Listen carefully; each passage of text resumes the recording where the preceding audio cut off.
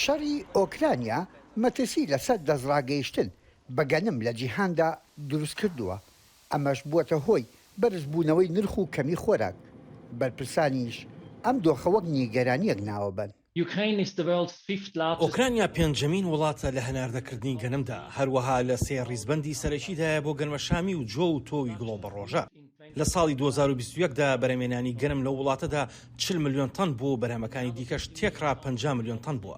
بەر لە شەڕەکە ئۆکرانیا خۆراکی بە جیهان دەدا، ئێستا خۆیان پێویستیان بە خۆراک هەیە. ئۆکرانیا و هەندێک لایەنی خۆراوە رووسیایان بەدزینی گەنمی ئۆکرانیا و بردننی بۆ خۆیان تۆمەتبار کردووە، شتێکە کە رووسیا بەردەوام ئەو تۆمەتبارکردنەی ڕەت کردوێتەوە. بە پێی شارەزایان، تورکیا کە دراوسێکی کاریگەری رووسیا لە باشووری سەر دەریای ڕەشەوە، خۆی وەک ناوبژیوانێکی سەرەکی لە دۆخەکەدا خستۆتە ڕوو. کۆبوونەوەی نێوان رووسیا و تورکیا و ئێران لە تاران دەرفەتێکی نوێیە بۆ دۆزینەوەی چارەسەری.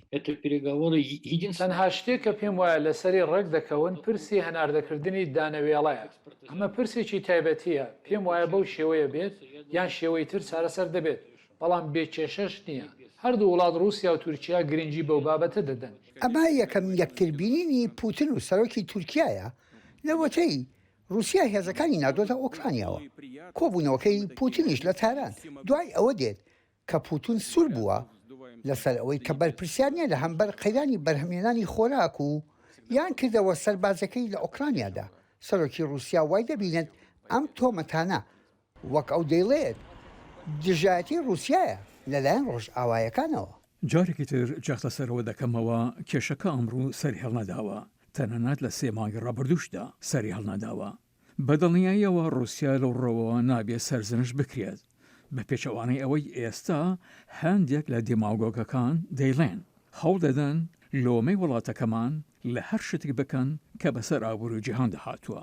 کەمی و هەڵئاوسان لە نێوان بەرهەمە سەرەتاییەکانی خۆراکدا لە ئێستادا ڕاستیەکە، نەک تەنها لە ڕۆژئاوادا بەڵکو لەناو رووسیاشدا.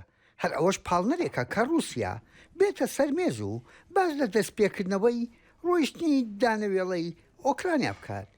یحیا بەرزنجی دەنجی ئەمریکا بۆ راپۆرتی جۆناسان سپێر.